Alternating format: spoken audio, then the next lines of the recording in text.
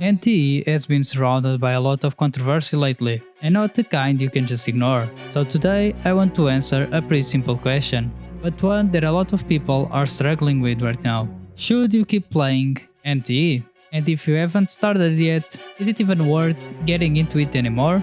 Because this situation is bigger than just AI. It involves broken trust between the developers and the community. Now, before answering that, we need to actually understand what's going on. Hotta Studio, the developers behind NTE, have been accused of using generative AI in the game. Now, not all AI is the same. A lot of studios use AI for things like optimization, testing, or making placeholders. And that's completely fine in my opinion. However, generative AI is completely different, as this kind of AI can create art, textures, dialogue, sometimes even voices, often trained from already existing content, ending up not creating anything new.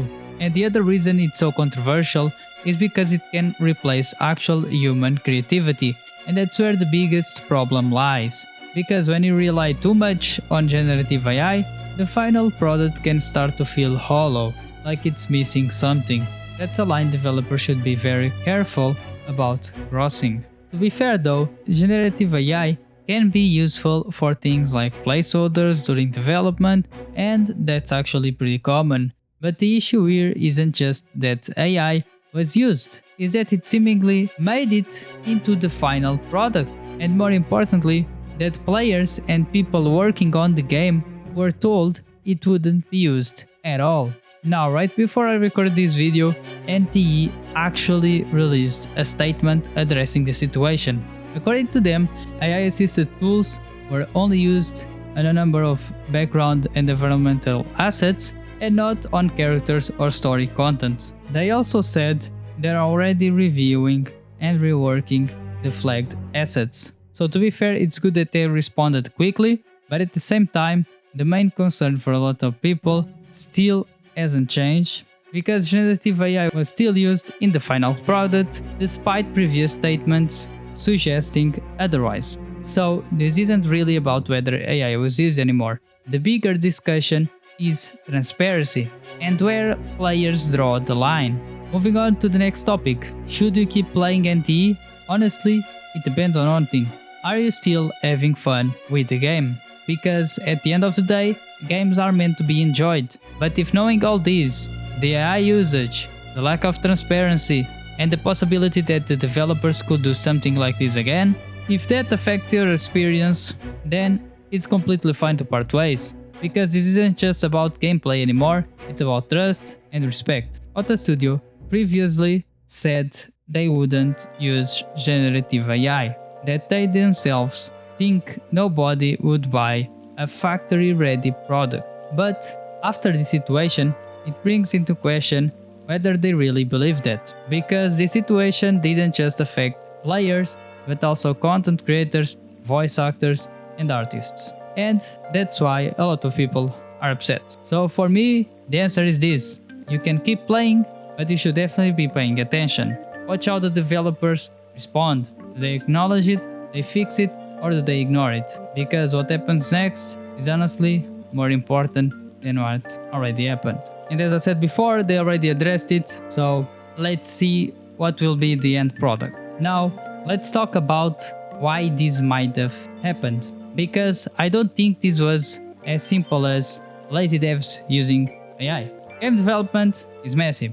Deadlines are tight, priority shift. So what likely happened is they used AI for placeholder assets. They had bigger issues to focus on, like optimization or core systems, and as launch got closer, those placeholders were never fully replaced, and instead of delaying the game, they shipped it anyways.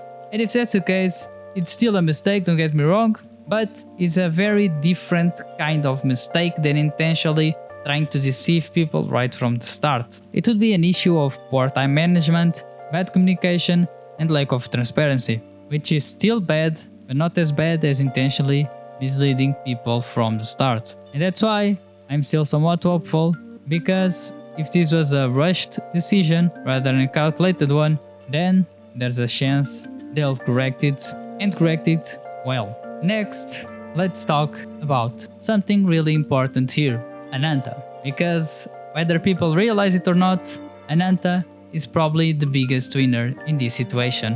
When one game stumbles like this, especially over something like trust, it creates an opportunity.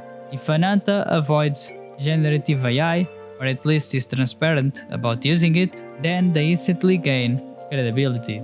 And in a market where players are already skeptical, credibility is everything. For me personally, this situation actually made me more interested in Ananta. Not just because of what NTE did, but because it shows how important it is for a studio to be honest with its community and transparent overall. With that being said though, NTE isn't completely out of the race, at least not yet. They still have a chance to recover, but they need to handle this situation properly, because if they don't, they're not just losing players, they're ending them directly to their competition. At the end of the day, this situation is bigger than just one game. It's about where the industry is heading. AI isn't going away, but how developers use it and how honest they are about it is going to matter more and more. That's why it's so important to have this discussion now rather than later. So, whether you keep playing NT or not, that's your choice. But one thing is clear, players are paying attention right now, and developers should start being a lot more careful and transparent moving forward. So, if you enjoyed this video and would like more content like this, please leave a like and subscribe, and see you on the next one. And yes, I'm still playing NT.